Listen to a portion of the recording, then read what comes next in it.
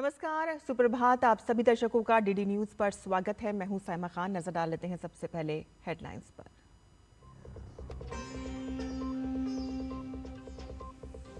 PM Modi ने की ऊर्जा क्षेत्र के सीईओ से बात। कहा कि वैश्विक ऊर्जा की मांग और आपूर्ति के संतुलन में भारत की भूमिका अहम। सीईओस ने भारत के विकास की गति पर जताया पूरा भरोसा।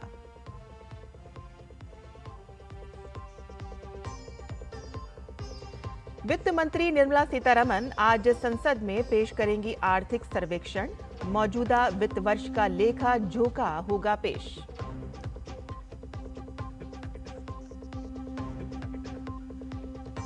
महाराष्ट्र के उप मुख्यमंत्री और एनसीपी नेता अजीत पवार का अंतिम संस्कार आज बारामती में पूरे राजकीय सम्मान के साथ। कई बड़े नेता होंगे शामिल।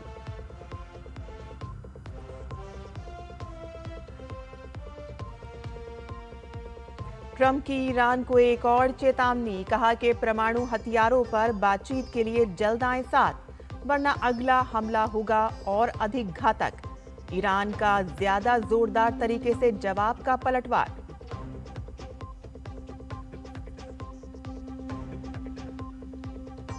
और ऑस्ट्रेलियन ओपन में महिला एकल वर्ग के सेमीफाइनल मुकाबले में आज पहले मैच में बेलारूस की आर्यन सबलेंका के सामने यूक्रेन की एलिना स्वितोलिना, तो वहीं दूसरे सेमीफाइनल में जेसिका पेगुला और एलिना रायबाकीना के बीच होगी भिड़ंत।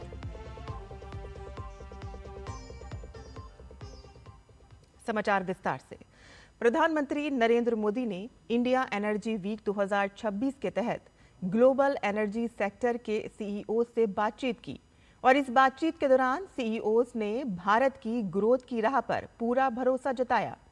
उन्होंने पॉलिसी स्टेबिलिटी, रिफॉर्म की रफ्तार और लंबे समय की डिमांड विजिबिलिटी का हवाला देते हुए भारत में अपनी बिजनेस प्रेजेंस को बढ़ाने और गहरा करने में अपनी गहरी दिलचस्पी दिखाई। सीईओस का स्वागत करते हुए प्रधानमंत्री ने इस बात पर जोर दिया कि ग्लोबल इंडस्ट्री लीडर से सीधे फीडबैक पॉलिसी फ्रेमवर्क को बेहतर बनाने, सेक्टर की चुनौतियों का जायजा असरदार तरीके से सामना करने और एक आकर्षक इन्वेस्टमेंट डेस्टिनेशन के तौर पर भारत की स्थिति को मजबूत करने में मदद करता है।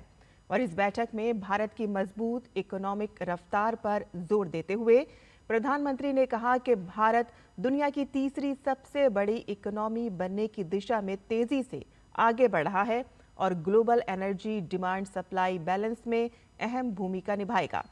इस हाई लेवल राउंड टेबल में 27 सीईओ और सीनियर कॉर्पोरेट हस्तियों ने हिस्सा लिया और इस बातचीत में केंद्रीय पेट्रोलियम और नेचुरल गैस मंत्री हरदीप सिंह पुरी और पेट्रोलियम और नेचुरल गैस राज्य मंत्री सुरेश गोपी और मंत्रालय के वरिष्ठ अधिकारी भी शामिल हुए।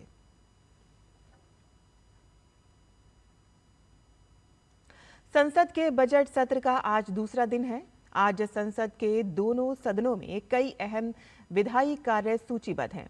दोनों सदनों में आर्थिक सर्वेक्षण पेश किया जाएगा, जिसके साथ ही लोकसभा में आज महासचिव 18वीं लोकसभा के छठे सत्र के दौरान संसद के दोनों सदनों द्वारा पारित और राष्ट्रपति द्वारा स्वीकृत 8 विधेयक सदन के पटल पर रखेंगे और साथ ही दोनों सदनों में प्रश्नकाल के दौरान विभिन्न मंत्रालयों से अहम प्रश्न पूछे जाएंगे।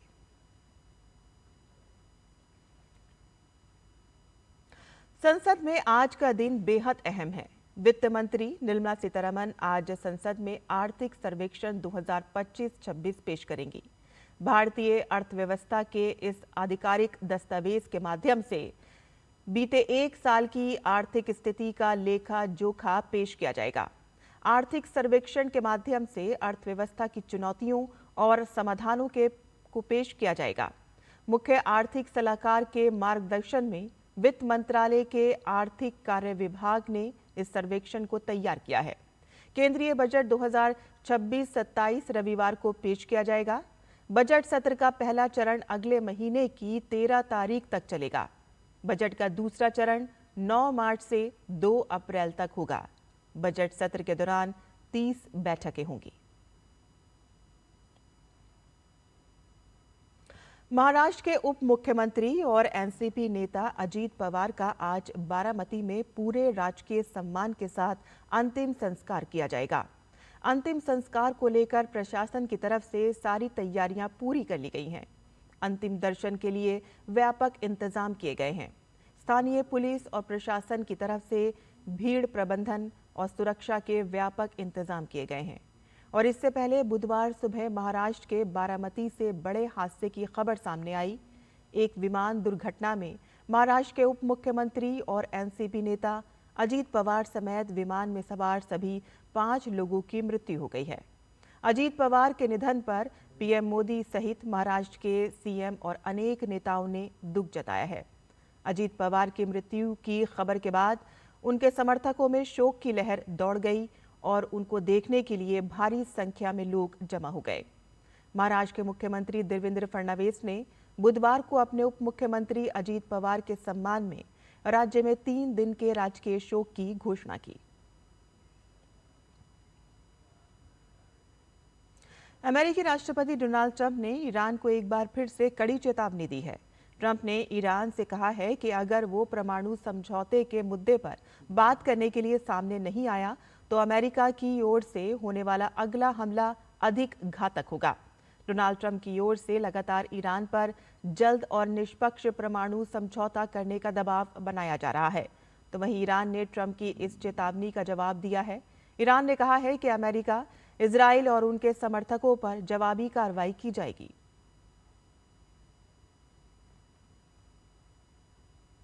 साल के पहले ग्रैंड स्लैम ऑस्ट्रेलियन ओपन में आज महिला एकल वर्ग के सेमीफाइनल मुकाबले खेले जाएंगे। पहले मुकाबले में शीर्ष वरीयता प्राप्त आयरन सबलेंका का सामना यूक्रेन की एलिना स्वितोलिना से होगा, तो वहीं दूसरे सेमीफाइनल में अमेरिका की जेसिका पेगुला का सामना कजाकिस्तान की एलिना राबाकिना से होगा। सबलेंका 2 बार ऑस्ट्रेलियन ओपन का खिताब अपने नाम कर चुकी हैं।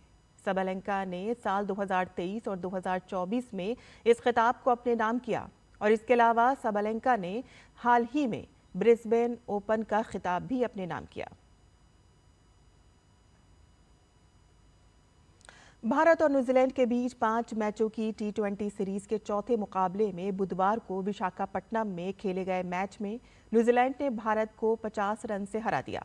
मौजूदा सीरीज में कीवी टीम की ये पहली जीत रही। टॉस हारकर पहले बल्लेबाजी करने उतरी न्यूजीलैंड ने टिम सीफर्ड की अर्धशतकीय पारी की मदद से 20 ओवर में 7 विकेट पर 215 रन बनाए। जवाब में भारतीय टीम 18.4 ओवर में 165 रन ही बना पाई और ऑल आउट हो गई और उनके लिए शिवम दुबे ने 65 रन की दमदार पारी खेली और इस मुकाबले के बाद अब ये सीरीज 3-1 पर पहुंच गई है। सीरीज का 5वां और आखिरी मुकाबला शनिवार को खेला जाएगा। गणतंत्र दिवस परेड 2026 के सर्वश्रेष्ठ मार्चिंग कंटिंजेंट और सर्वश्रेष्ठ झांकियों के नतीजे घोषित कर दिए गए हैं। 3 अलग अलग जूरी पैनलों ने थल सेना, नौसेना, वायुसेना, केंद्रीय सशस्त्र पुलिस बलों, राज्यों और केंद्र शासित प्रदेशों की झांकियों का मूल्यांकन किया। तीनों सेनाओं में भारतीय नौसेना को सर्वश्रेष्ठ मार्चिंग कंटिंजेंट चुना गया, जबकि सीएपीएफ और अन्य सहायक बलों में दिल्ली पुलिस को पहला स्थान मिला है। राज्यों और केंद्र शासित प्रदेशों की झांकियों में महाराष्ट्र पहले, जम्मू कश्मीर दूसरे और केरल तीसरे स्थान पर रहा। केंद्रीय मंत्रालयों और विभागों की श्रेणी में संस्कृति मंत्रालय की झांकी वंदे मातरम राष्ट्र की आत्मा की पुकार को सर्वश्रेष्ठ घोषित किया गया।